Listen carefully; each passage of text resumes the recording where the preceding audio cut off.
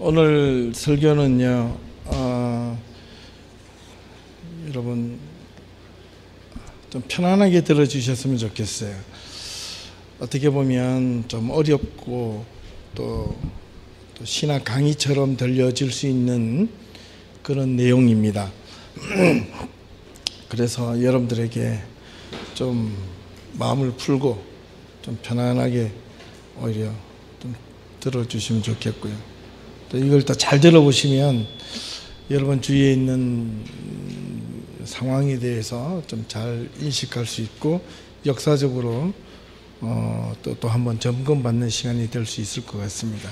제가 왜 이 말씀을 드리냐면 이번 주 수요일 날 참석할 D6 Deuteronomy Chapter 6 신명기 6장을 중심으로 제가 다시 신학책을 뒤지고 공부하면서 새롭게 배운 것들이 많아서 그렇습니다. 특별히 제가 목회자이면서 설교자 또 그리고 여러분들이 인정하실지는 모르겠지만 그냥 저 혼자는 그렇게 생각하고 있습니다. 신학자로서 제가 요즘 유대인에 대한 연구를 다시 시작한 뒤에 이전보다도 참 많은 것을 배우고 있습니다. 요즘 유대인에 대한 이야기를 제가 많이 하는데 그럴 수밖에 없는 것 같아요. 거기에 막 연구해서 들어가면 많은 것을 발견하기 때문에 그렇습니다. 이론적인 근거를 찾으려고 신학적인 분석과 그들의 수천 년 동안 신앙의 맥을 이어오게 된 이유를 하나하나 더듬어가면서 제가 분석하는 동안 예상치 못하는 여러 가지 것들을 참 많이 발견했어요. 그들에 대한 오해가 이해로, 그들에 대한 어떤 막연한 편견이 이제는 그럴 수 있겠구나 라는 어떤 수긍으로 고개를 끄덕이기 시작했다는 말입니다. 이곳 캐나다 토론토에 살면서 우리 주변에 유대인들을 많이 보게 됩니다. 감히 부탁하기를 여러분들이 그들의 삶을 좀 관심 있게 지켜보시면 좋겠다 하는 바람이 있습니다. 오늘은 일부러 제가 프레젠테이션을 만들지 않았습니다. 제 말에 좀 집중을 좀 해보라는 의미에서 잘 들어보시면 고맙겠습니다. 어제는 종일 비가 내렸죠, 그죠? 하루 종일 비가 내렸는데 어제 우리 둘째 녀석이 그 친구의 생일 초대를 받아서 그 집이 좀 커요. 그래가지고 그 파이널 마지막 풀 파티를 한답니다. 풀 뭔지 알죠? 수영장. 예, 파티를 하는데 그 딸의 그 친구의 생일이 있어서 그 비가 와서 못했어요. 그러면서 전화를 하면서 언제 하냐? 오늘 한대. 얘가 오늘 2시부터 하는데 교회 와야 되잖아요. 유진이가 뭐라 할게? 어제 저녁에 기도하는데 하나님 내일 비 오게 해주세요. 비 오면 연기가 될 것 같아요. 아침 일어나자마자 애가 실망으로 가득 찼습니다. 예. 어제 비가 많이 내렸잖아요. 근데 어제는 그 유대인들의 안식일이지 않습니까? 오후에 둘째 아이를 데리고 도서관을 갔습니다. 가고 있는데 어떤 유대인 가족들이 집으로 돌아가고 있었던 것 같아요. 비가 오는데도 가족들이 우산을 쓰지 않고 얇은 비옷을 입고 또 까만 옷에다 얇은 그 우비 같은 걸 입고 또 아이들의 유모차를 끌고 위에다가 비닐을 띄우고 비를 맞으며 걸어가고 있는 모습을 보았습니다. 옛날에는 제가 이런 생각을 했어요. 아휴, 저 유대인들 율법주의자들 우산 쓰는 게 뭐 그 율법의 어김이 될까? 율법을 정신을 어기는 것도 아닌데 왜 그럴까? 이렇게 아주 좀 편견적으로 생각했습니다. 그러나 지금은 그 생각이 좀 달라졌어요. 내가 율법주의자가 된 것도 아니고 율법주의적 행동을 하고 있는 것도 아닙니다. 역발상적으로 이런 생각을 하게 되었습니다. 그들은 너무나 지나치게 하나님의 말씀을 지키기 위해 율법을 지키려고 정말로 애쓰는 율법주의자로서의 삶을 살아가고 있다면 도리어 반대로 오늘 우리 현대 크리스찬들은 도리어 하나님의 말씀을 무시하거나 어쩌면 주어진 말씀들을 업신여기거나 파기하고 있지는 않은지 자기 마음대로 우리 모두 자신들을 함께 하나님의 말씀으로 오늘 말씀을 통해서 비추어 보았으면 좋겠습니다. 그들은 왜 그토록 세상 사람들이 보기에 무식하게 우산을 쓰면 되는데 비를 흠뻑 맞으면서 안식일날 그들은 회당에 가는 구별된 모습을 보이는가?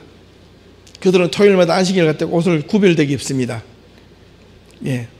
여자들은 무릎 위로 올라오는 치마를 입지 않습니다. 예. 주일날, 안식일날 가는 그 옷은 항상 따로 걸어 놓습니다. 달에 놓습니다. 그런 옷을 입고 가는데 돌아오는데 비를 흠뻑 맞아야만 하는 것일까? 아침부터 비 왔는데 가는 데도 비 맞고 오는 데도 비 맞고 차를 잠깐 타고 가면 되는데 왜 그렇지 않은 것일까?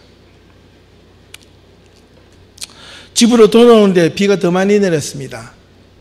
지나가던 중에 버스 한 정류장 앞에 유리로 된 어떤 그 대기소에서 유대인 가족으로 보이는 한 가정이 있었습니다. 뒤에 타고 있는 우리 둘째 녀석이 유대인들을 향해서 저기 비가 오기 때문에 쟤들은 버스를 타려고 하는 것일까? 제가 이렇게 물었어요. 걔가 이렇게 대답하더군요. 비를 피하기 위해서 기다리는 것 같아요. 뭐 주워 들은 게 있는 것 같아요. 부모와 아이들이 소나기가 오니까 잠시 비를 피하기 위해서 정류장 안에 그 모습을 보니까 서로 비 맞은 모습을 보고 막 깔깔깔거리고 웃고 있는 거예요. 무엇 때문일까? 저들은 무엇 때문에 지금도 저렇게 우리가 보기에 전근대적 모습으로 살아가고 있는 것일까? 그들은 현대적인 삶과 가치에 전혀 어울리지 않는 그런 삶을 지금도 금요일 오후가 되면 분주하게 안식을 준비하기 위해서 바쁩니다. 금요일 오후가 되면 해지기 전까지 일을 마쳐야 되니까 집으로 들어가야 되기 때문에 빨리 집으로 들어가서 해지기 전까지 빵을 굽습니다. 저녁부터 안식일이 시작되니까 그렇습니다. 미리 빵을 구워 놓아야 그날 저녁에도 그 다음 날에도 먹을 수 있기 때문에 그렇습니다. 나가서 사 먹으면 되는데 왜 그런 귀찮은 일들을 지금도 하고 있는 것일까? 예, 자기가 안 하니까 셀폰 들고 전화해서 빵을 배달하면 되잖아요. 일을 안 하니까 율법적으로 어기는 것은 아니잖아요. 그 해답을 역사적 배경에서 저는 그들의 집요한 율법적 행동을 찾았습니다. 지금도 2000년이 이상 내려오는 그들의 고집스러운 신앙의 형태와 삶을 유지하는 비결이 도대체 무엇일까? 지금 전 세계에서 가장 작은 민족인 이 유대인들이 전 세계 30에서 40% 이상 그 이상의 권력과 자본, 이 시대를 이끌어가는 그들의 비결은 도대체 무엇일까? 많은 책을 이번에 뒤졌습니다. 여러분들 추천을 하나 해드릴까요? 좀 두꺼운 책인데 폴 존슨의 유대인의 역사라는 책이 있습니다. 꼭 읽어보시면 도움이 많이 됩니다. 2000년 전에 잠시로 돌아가 그들의 유대인의 간략한 역사를 지금까지 크게 한 세 단계로 구분해 보겠습니다. 이스라엘 민족들은 AD 70년경에 로마 제국에 의해서 예루살렘 성전이 완전히 파괴가 된 후에 그 이스라엘에 살고 있던 민족들이 뿔뿔이 흩어지기 시작했습니다. 그걸 가지고 우리는 디아스포라 유대인들이라고 이야기를 합니다. 로마, 특히 당시에 로마 전역을 흩어지게 되었는데 훗날 이슬람교가 성장하면서 그들은 더 멀리 흩어져 살게 되었습니다. 심지어 일부는요, 기록에 보면 인도와 중국에까지 와서 살았다는 기록이 있습니다. 놀랍죠. 그들에게 나라를 잃고 디아스포라 유대인이 되었을 때 그 전에 많은 어려움들이 물론 있었지만 중세기에 접어들면서 크게 유대인들에게는 첫 번째 큰 위기를 맞이합니다. 전체 3번의 위기를 맞이하는데 그 첫 번째가 중세를 시작하면서 그렇습니다. 중세기 이슬람이 막 부흥하기 시작하면서 유럽에는 로마 카톨릭과 이슬람이 충돌하기 시작합니다. 그 사이에 끼어 있는 자들이 유대인들입니다. 유럽에서는 로마 카톨릭에 의해서, 그 다음에 오리엔탈 쪽에서는 이 무슬림에 의해서, 또 남쪽에 있는 북아프리카 지역에는 이집트를 중심으로 공공연하게 잘못된 루머와 이미지 때문에 유대인들이 심각하게 핍박을 받고 추방과 학살이 일어납니다. 우리가 잘 아는 이슬람과의 전쟁을 하러 가던 십자군 운동이 그 대표적인 예 중에 하나입니다. 십자군 운동을 일으키며 십자군들이 유럽 나라 전역에서 유대인들을 엄청나게 핍박하고 때로는 집단 살해를 했습니다. 예를 들면 1906년에 독일 같은 경우에 독일 라인강 주변에 집결한 십자군들이 하나님의 영광을 위하여라는 이름으로 유대인들을 보는 사람마다 다 대량 학살하기 시작했습니다. 제가 공부했던 이거 마인츠라는 도시에서는요, 기독교로 개종을 거부하고 있는 유대인들을 1000명 정도를 광장에 모여놓고 한꺼번에 죽였습니다. 저도 몰랐는데 이번에 알게 되었어요. 제가 다시 내년에 종교개혁 500주년 가게 되면 마인츠를 한번 방문하게 될 텐데 그 자리를 제가 설명해 드릴게요. 우리 가시는 분들. 1999년에 십자군에 의해서 예루살렘이 탈환됐을 때 예루살렘에 있는 회당에 유대인들을 다 모아놓고요, 수백 명 또는 수천 명을 한꺼번에 가둬놓고 부르질러가 다 죽여버렸습니다. 이런 무슬림과 십자군에 의해서 종교적 박해가 심하면 심할수록 유대인들에게는요, 배교하는 행위가 있던 것이 아니라 더 큰 응집력과 결집력을 그들은 가졌습니다. 그들 유대인들에게는 순교자에 대한 기도라는 것을 낳게 되는 계기를 갖게 되는데, 개종하느냐 또는 순교하느냐라는 그 갈림길에서 그들은 유대교를 버리고 배교하는 행위를 하지 않고 죽음을 택했던 유대인들을 향하여 하나님의 영광을 위해서 살아간 이들이라고 성자 취급받으며 이들을 위한 기도를 통해 도리어 디아스포라 유대인들에게는 신앙의 구심점을 역할을 하는 계기가 됩니다. 더욱 공고하게 그들의 신앙을 지켜나갑니다. 중세의 유대인들은 그로부터 점점 사회로부터, 그 유럽 사회로부터 고립되기 시작합니다. 자신들만의 공동체를 더욱 공고하게 형성해 나가기 시작하며 도리어 내면적 결실을 다지게 됩니다. 그러다 보니까 경제적 지위도 처음에는 점점 약해졌지만 오히려 더 심한 박해 속에서 유대인들은 그들의 새로운 유대 종교 사상도 또 나타나게 됩니다. 쉽게 말하면 이단적 유대 종교가 나타납니다. 바꾸어 말하면 내면화된 신앙, 신비주의 신앙이 그들 내부 속에서 일어나게 됩니다. 우리 기독교도 마찬가지예요. 기독교가 제대로 걸어가고 있다가 기독교가 박해가 시작되면 한쪽에서는 기독교의 순수성을 지켜가려고 하는 반면에 또 한쪽에서는 그것을 피하기 위해서 자꾸 이상한 쪽으로 내면적인 신앙, 신비적인 신앙으로 빠져들게 되는 것이 이게 당연한 현상입니다. 많은 사람들은 어디를 향해 빠져갈까요? 신앙의 정통성을 향해, 순수한 신앙을 향해 찾아가는 것이 아니라 눈에 보이는 어떤 내면적인 신앙, 신비적인 신앙에 빠질 수밖에 없습니다. 제대로 보지 못하면. 이들 유대인들에게도 이런 위험과 위기가 중세 때 찾아왔습니다. 신비적 신앙이 그들의 사상을 흔들기 시작합니다.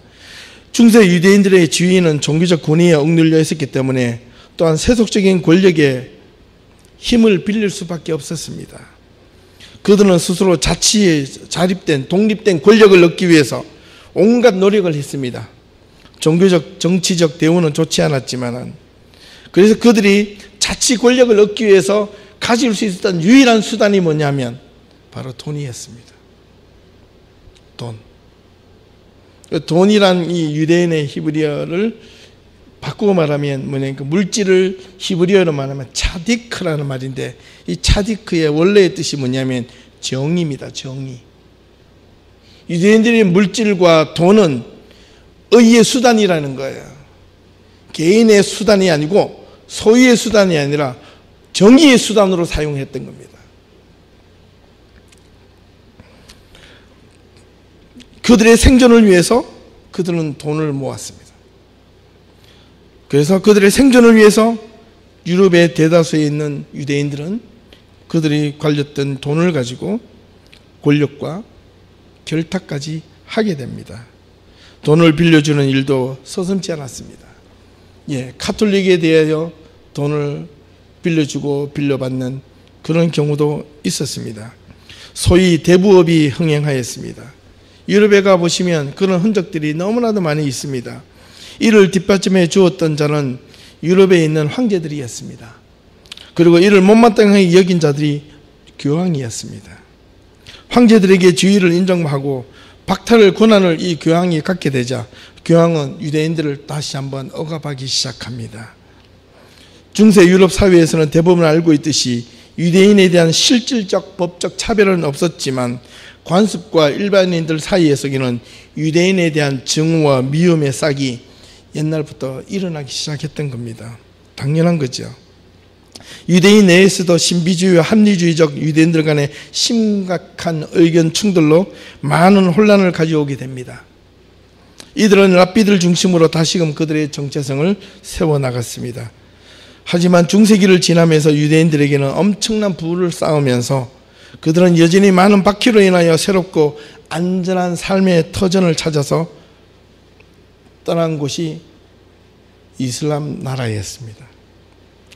이슬람 세계로부터 기독교 세계로, 기독교 세계로 다시 한 번 더 또 다른 기독교 세계로 넘어갔습니다. 쉽게 말하면 남쪽에서 북쪽으로, 북쪽에서 서쪽으로, 서쪽에서 다시 동쪽으로 이동해 갔던 겁니다. 그래서 지금의 유럽의 동부나 동북부, 동유럽에 있는 지역까지, 러시아 지역까지 나아가게 된 것입니다. 특별히 스페인에서 살고 있었던 가톨릭 지도자들은 1391년에서 약 100년간에 걸쳐서 스페인의 지역에 있는 모든 유대인들을 낱낱이 다 찾아가지고요, 4천 8천간의 관계가만 있어도 다 추방을 시켰습니다. 100년간 동안 한 사람도 빠지지 않고 다 내쫓았습니다. 이건 무시무시한 일들입니다. 얼마나 많은 유대인들이 유럽에서 핍박을 받았는지 모릅니다. 그런데 문제는 우리가 잘 알고 있는 14세기, 15세기에 이탈리아의 도시 국가들을 중심으로 하는 르네상스 아시죠? 이 문해 부흥 운동이 일어나면서 근대화, 모더나이제이션이 시작되는데 16세기 종교개혁, 이 마르틴 루터를 향한 이 종교개혁을 시점으로 중세 사회의 모든 사회의 사고적 가치관이 다 파괴가 되고 개인주의와 세속주의가 시작됩니다. 이는 공동체 중심 신앙에서 개인 구원적 신앙관으로 전이가 됩니다. 신앙의 관용에 대한 허용이 시작되고 유대인에 대한 어떤 관용이 이때부터 물꼬를 트기 시작합니다. 두 번째 결정적인 또 하나의 유대인의 정체성의 위기는 바로 18세기 계몽주의의 발로였습니다. 계몽주의라는 말은 이 영어로 enlightenment, 계명, 비추다는 거잖아요. enlighten. 뭘 비추느냐? 이게 종교와 신앙으로 억압해 있던 인간의 삶을 인간의 이성으로 스스로 자기의 삶을 찾자는 겁니다. 이 계몽주의가 모든 유럽 종교의 직접적인 위기를 맞이하게 됩니다. 신앙 중심에서 이성 중심, 인간 중심적 사고가 형성이 되면서 그들이 가지고 있던 신앙의 가치관이 무너지고 새로운 어떤 뉴 휴머니즘이 시작됩니다. 유대인들을 혐오하던 이 유럽인들은 17세기부터 유럽의 유수한 대학들 안에서 오히려 기독교 유대주의자들에 의해서 유대 문학에 대해서 관심을 갖기 시작합니다. 그래서 각각 대학마다 히브리 유대학 강좌들이 개설이 되고 결국 구약 성경이 고대 이스라엘의 정치 사상, 사회, 국가에 대한 권위 있는 책으로 인정받게 되었고 그 속에 담겨져 있는 구약의 사상은 계몽되어진 근대 국가의 정치 입문서나 또는 근대 사회의 발전에 중요한 샘플 교재로 인정받기 시작했습니다. 상업이 발달되면서 유대인들은 다시 그들의 지위가 인정받게 되고 권력도 소유하게 되고 그들의 정체성에 현대 계몽주의 정신으로 말미암아 또 한 번 큰 위기를 맞이하게 됩니다. 도덕과 윤리적 규범이 무너지고 각자 개인적인 취향으로 돌아서는 이기적인 신앙의 형태를 보고서 새로운 신앙의 윤리 회복 운동이 일어나기 시작하는데 희석되어져 가는 그들의 정체성을 다시 한번 회복하고 토라와 율법, 그들의 삶이 하나님의 말씀 중심적으로 돌아서도록 외친 자가 동유럽에 있는 현재 리투아니아 지역에 있는 유명한 랍비 이스라엘 살란트라는 학자였습니다. 이 사람이 동유럽에서 윤리회복운동이 무사르라 운동이라고 하는 운동을 외쳤습니다. 그들은 새로운 유대교 신앙을 중심으로 이 무너져가고 타락해져만 가는 그들의 신앙의 정체성을 다시금 회복하고자 윤리회복운동을 일으켰습니다. 바꾸어 말하면 그들의 신앙의 정체성 회복운동이었습니다. 사실 유럽에 있던 유대교 외적 상태와 정신적 상황의 변화는 그들의 신앙과 사상에도 적지 않은 변화가 있었는데, 그들이 지난 1500년 동안 디아스포라 유대인으로 살아가면서 지켜왔던 탈무드 전통이 이 계몽주의 사상에 의해서 한꺼번에 무너지기 시작하는 거예요. 공동체, 회당, 랍비, 토라 중심의 삶에서 개인 중심적 신앙으로 바뀌어가기 시작하는 거예요.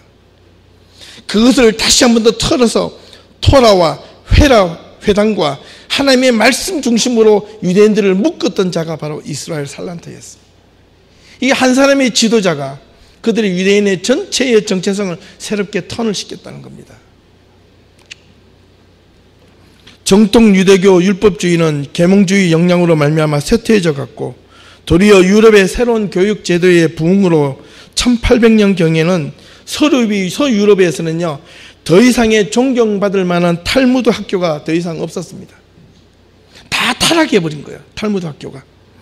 동유럽조차 낡은 전통에 얽매여 허덕거리고 있었을 때 이 무사르 운동으로 그들이 신앙으로 다시 한번 회복하고자 했던 학교가 예시바 학교입니다.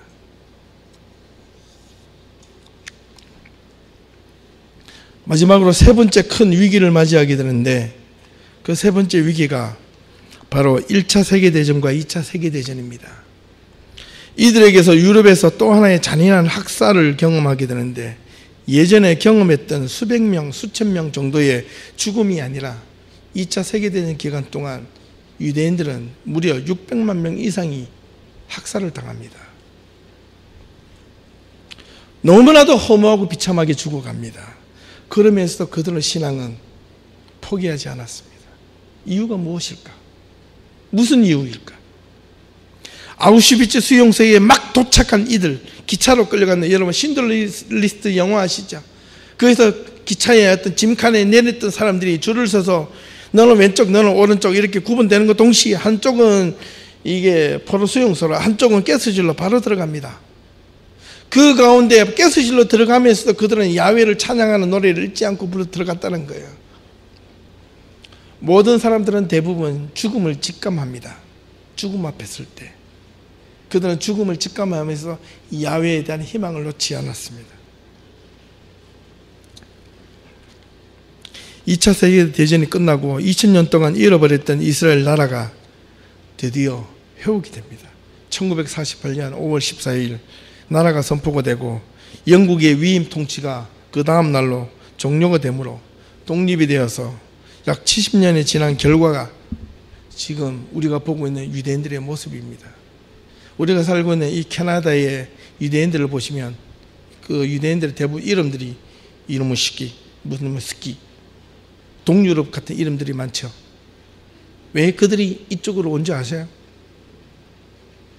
19세기부터 20세기 1차, 2차 세계대전을 끝이 나면서 그들의 또 다른 신앙의 자유를 찾아서 이곳으로 왔던 겁니다. 그들의 1세대들이.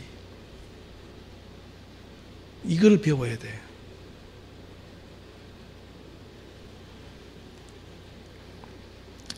종종 지금 유대인들의 모습은 어떻게 우리의 눈에 비춰지고 있습니까? 종종 따가운 시선을 받으며 살고는 있지만 그들은 도대체 어떤 삶을 살아가고 있길래, 그들의 자녀는 무엇으로 좀 가르치고 있길래 이 유대인들의 삶은 우리가 흔히 유명하게 우리끼리 그냥 한번 반은 비아냥거리고 반은 부러움으로 말하는 게 이 베들스트 글이 아닙니까? 이 유대인들 다 잡고 있다고 말로만 하지 말고 왜 그들은 그렇게 신앙 중심교로 응집되어 살아가고 있는 것일까? 이걸 보자는 거죠.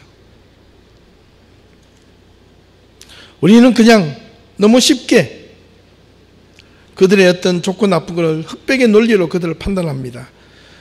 도리어 그들은 어떻게 무엇을 가지고 그들의 자녀를 대를 이어서 무엇을 가르치고 있는 것을 우리는 배우려 하지 않습니다. 그냥 나쁜, 못된, 돈만 밝히는 이런 삶으로 쉽게 치부하는 가운데 그들은 우리는 뭔가 모르는 부러움과 시기가 교체되고 있다는 겁니다. 이 사실이잖아요. 그거는 바로 우리 안에 고약한 심보가 발동이 되어서 그렇습니다. 무엇보다 반유대주의적 성향은 지금 우리들의 정서가 아니라 지난 2000년의 역사를 갖고 있다는 것을 기억하셔야 돼요. 그들은 유럽에 사는 동안 그들의 실상도 이해하지 못하고 오히려 망령이 떠돌아 루머로 퍼지듯 유대인들에게 반유대주의적 성향의 역사가 오래되었다는 거예요. 그것들이 오늘 우리들에게 우리 눈에도 비춰지게 유대인들에 대해서 은근하게 적개심으로 다가오고 있다는 겁니다. 반유대주의적 성향이 뿌리 깊게 내려온 배경에는 무엇보다도 유대인들의 독특한 종교적 관습 때문이었다는 겁니다. 그들은 안식일을 지켜야 했고 까다로운 정결법과 음식법에 따라서 살아야 했기에 그들은 지역민들과 결코 동화되어져서는 안 되었습니다. 동화되려면 자기들의 율법을 포기하거나 동화되지 않고 율법을 지키려면 동화되지 않거나 둘 중에 하나를 선택을 해야만 되는데 그때 유대인들은 율법을 선택했다는 겁니다. 지난 2000년 동안 수많은 유대인들이 죽어가면서 살해당해가면서 자식과 아버지와 가족과 친척들이 이 율법 하나 때문에 무의미하게 죽음을 당해가면서도 그들은 율법을 지켰다는 겁니다. 왜? 무엇 때문에?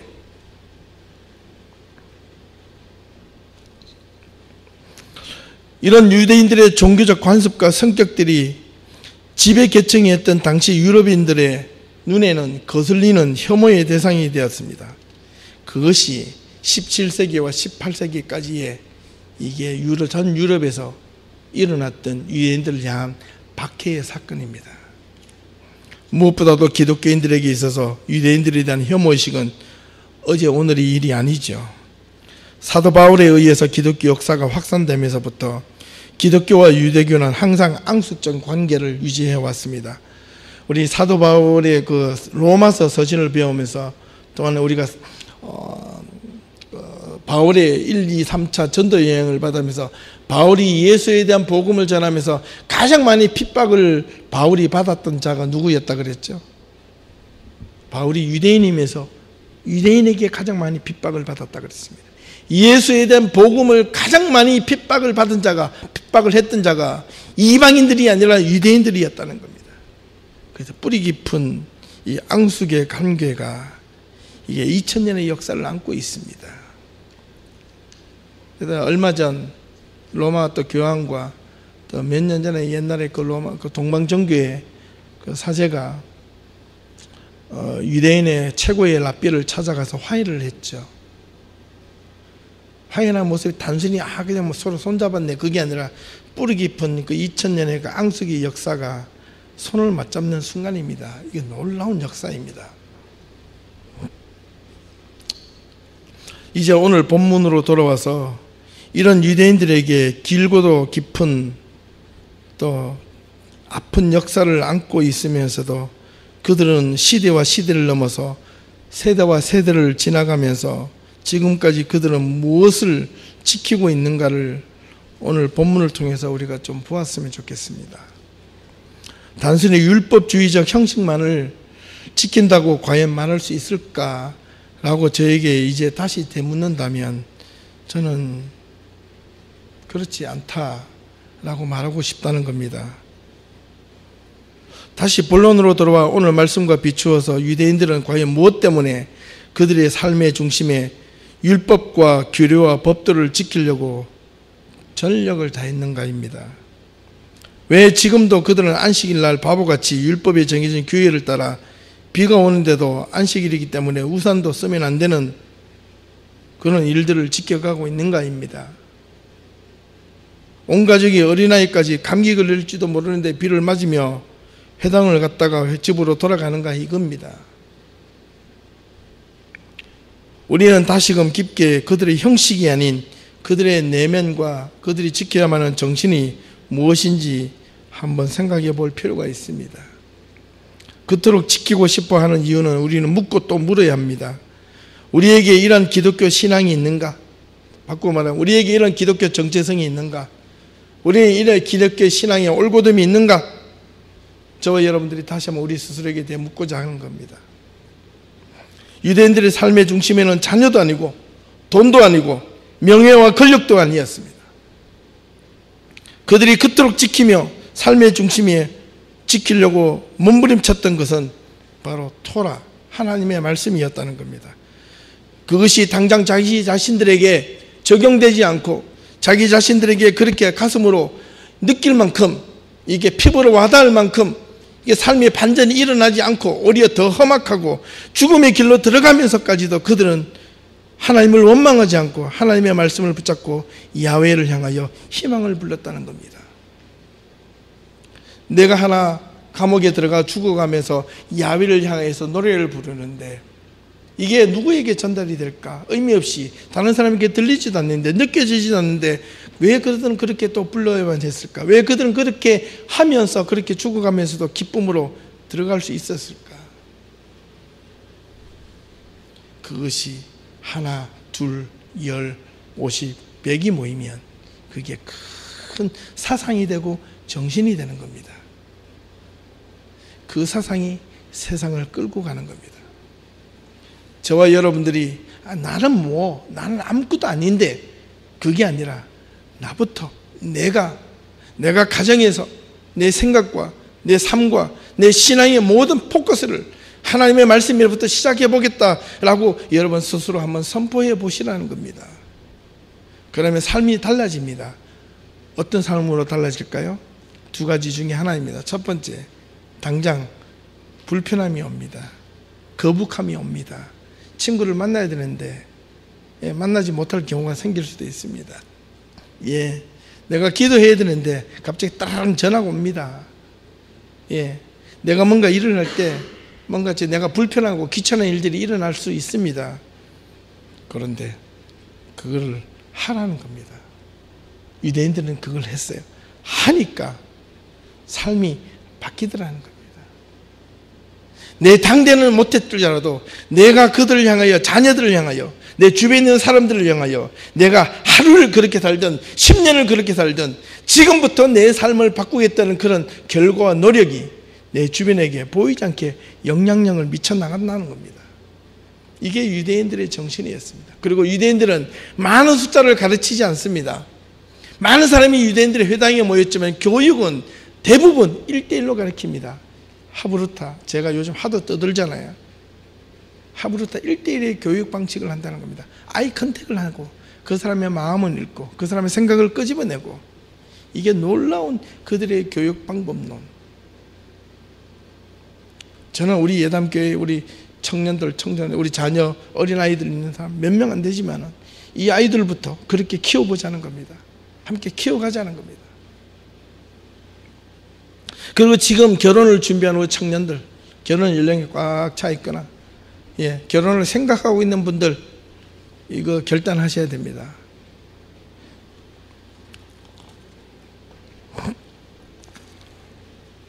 그들은 그들의 삶에서 수백 가지, 수천 가지의 말씀의 유형으로 나누어서 구체적으로 삶을 지키려고 노력을 했다는 겁니다. 그들의 그런 행위의 전체를 정당화하고자 하는 마음은 추호도 없습니다. 저는 그들의 형식적인 어떤 절차를 인정하고 싶은 마음은 없습니다. 그러나 그렇게 지켜가야만 했던 그 사상들이 무엇인가를 우리는 배우자는 겁니다.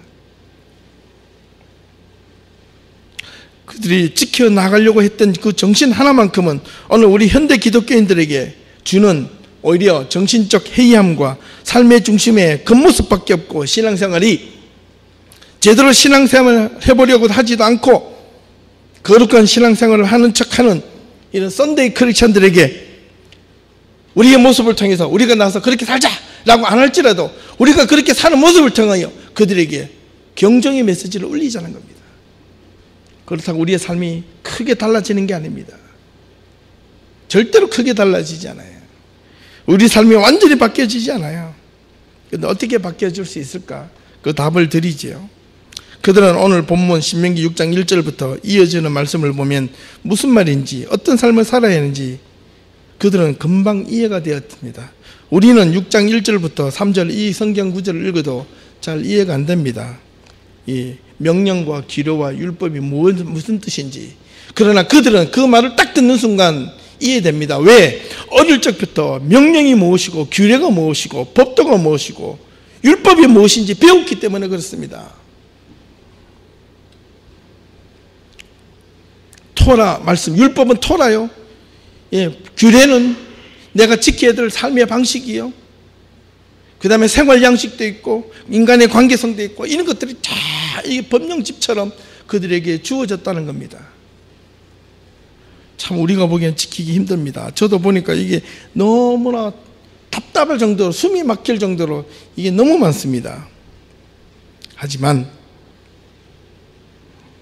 그들은 부모가 자녀를 어릴 때부터, 랍비가 그들의 회당에 있는 아이들에게, 가정에서 형과 누나들이 동생에게 어릴 적부터 토라를 가르치고, 그 토라를 통해서 토론하고, 토라를 통해서 대화하고, 토라를 통해서 그들이 개인의 삶의 문제를 다 토라를 통해서 해결받고자 했던 것이 가장 큰 키워드였습니다.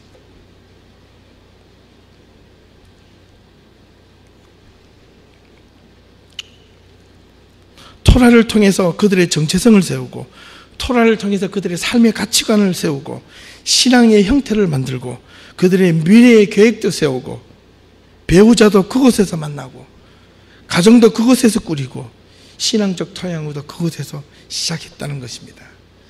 그래서 유대인들은요, 젊은 남녀들은 이 예시바 학교라는 곳에서 한 고등학교 정도 마치고 나면 한 18, 19살 되면 예시바 학교로 갑니다. 한 2년 동안 가서 거기서 남자 여자들이 거기서 만나서 눈이 맞으면 자기 부모들한테 이야기를 하고 거기서 대부분 결혼합니다. 그러니까 지난주에 제가 말씀드렸던 그 Empowered Judaism이라는 책에 보니까 마지막에 오늘 20세기, 21세기에 특히 미국의 이 주다이즘에 대한 어떤 크라이시스, 이 위기에 대해 설명을 하고 있는데, 이 유대인들의, 이 젊은 유대인들이 위기를 어디에서 맞이했느냐, 이런 남자 여자가 그들의 신앙의 공동체에서 만나지 않고 바깥에서 만나기 시작하면서 그들의 정체성이 위기가 오기 시작했다고 진단을 하고 있습니다. 이거 위기거든요. 오늘 본문 제대로 이해하려면 신명기 5장 33절부터 먼저 읽어야 되는데 제가 한번 읽어드리겠습니다. 너희 하나님 여호와께서 너희에게 명령하신 모든 도를 행하라. 그리하면 너희가 살 것이요 복이 너희에게 있을 것이며 너희가 차지한 땅에서 너희의 날이 길리라.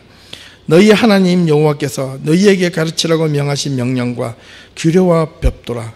너희가 건너가서 차지할 땅에서 행할 것이니 너와 내 아들과 내 손자들이 내 평생에 내 하나님 여호와를 경외하며 내가 너희에게 명한 그 모든 규례와 명령을 지키게 하기 위한 것이며 또 내 나를 장구하게 하기 위한 것이라. 이스라엘아 듣고 삼가 그것을 행하라. 그리하면 내가 복을 받고 내 조상들의 하나님 여호와께서 내게 허락하신 같이 젖과 꿀이 흐르는 땅에서 내가 크게 번성하리라. 우리는 이 구절을 읽을 때마다 눈에 속 들어오는 구절들이 몇 개 있습니다. 복이 너희에게 있을 것이며 내가 차지한 땅에서 너희의 날이 길리라. 내가 복을 받고 젖과 꿀이 흐르는 땅에서 내가 크게 번성하리라.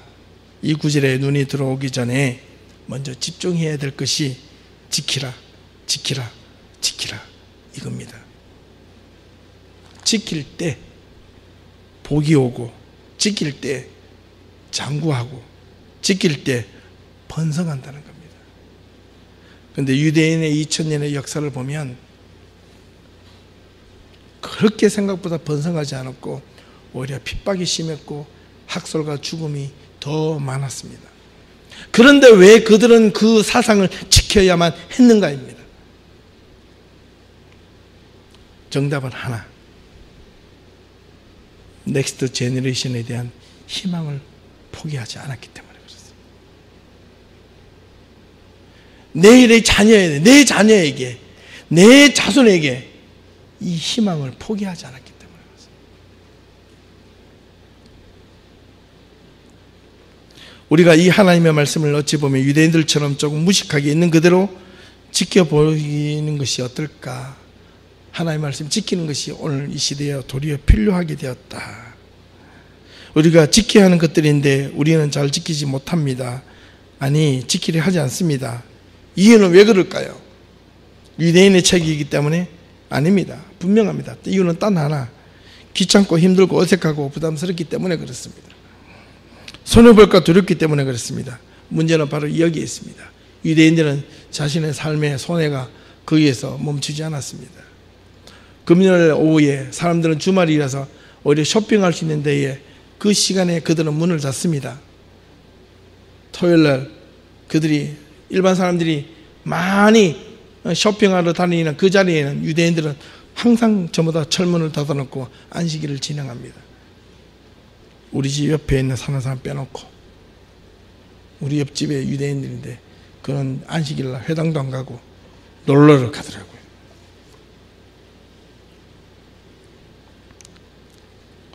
말씀을 좀 마치보고 싶습니다.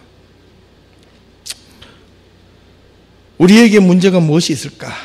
하나님의 말씀이 우리의 삶의 중심이 되게 해달라고 겉으로는 기도하면서 입으로 소리를 내면서 실상 나는 얼마나 변화되려고 노력했는가?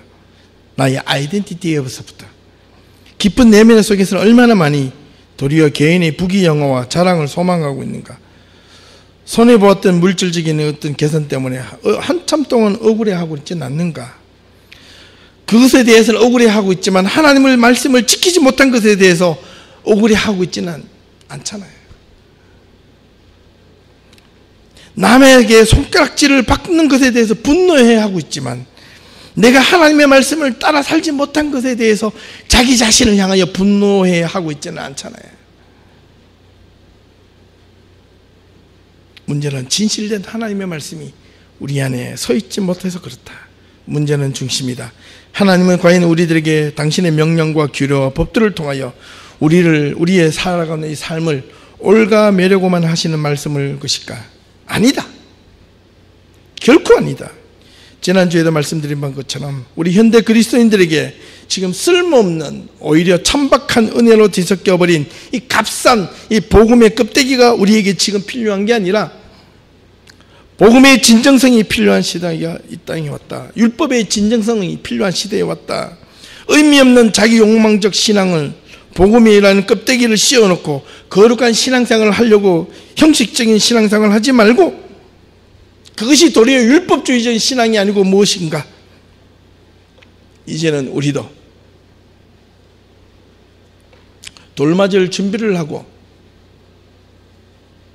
신앙생활을 좀 제대로 해보자. 유대인들은 자신의 율법을 지키기 위해 자신의 유익과 오락을 포기할 줄 알았고 그들의 돈벌이를 그만둘 용기도 있었다. 안식일의 의미를 지켰고 규례와 법도와 명령을 지키기 위해 그들은 그들의 삶의 불편함을 포기하지 않았다. 우리에게 우리의 신앙에 이것이 있는가? 한번 물어보자는 겁니다. 정말 물어보자는 겁니다. 진실되게 한번 물어보자는 겁니다. 우리가 과연 하나님의 말씀 안에서 지켜야 할 것들을 정말 제대로 지켜가고 있는가? 하나님이 우리에게 과연 당신의 명령과 규례와 법도를 지키기 위함은 누구를 위함인지 우리는 이제 분명히 알아야 된다. 그러나 하나님을 위해서가 아니라 우리를 위해서 우리에게 복을 주시기 위하며 우리의 삶이 장구하게 하기 위하며 우리가 크게 번성하게 하기 위함이다.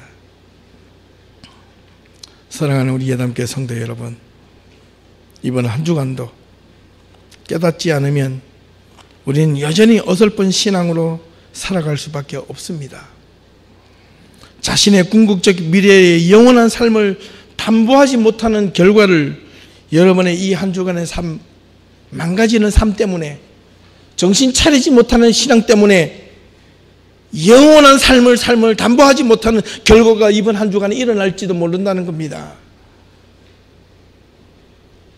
그렇게 하지 않기 위해서 우리는 지금 이 시간부터 지금이라도 하루하루를 진지하게 의미 있게 하나님의 말씀대로 따라 살도록 노력하고 우리의 이웃과 교회의 필요와 섬김이 무엇인지 바르게 알고 행동하는 우리 그리스도인들이 되기를 주님의 이름으로 축원합니다. 소망합니다. 기도하겠습니다. 하나님 감사합니다.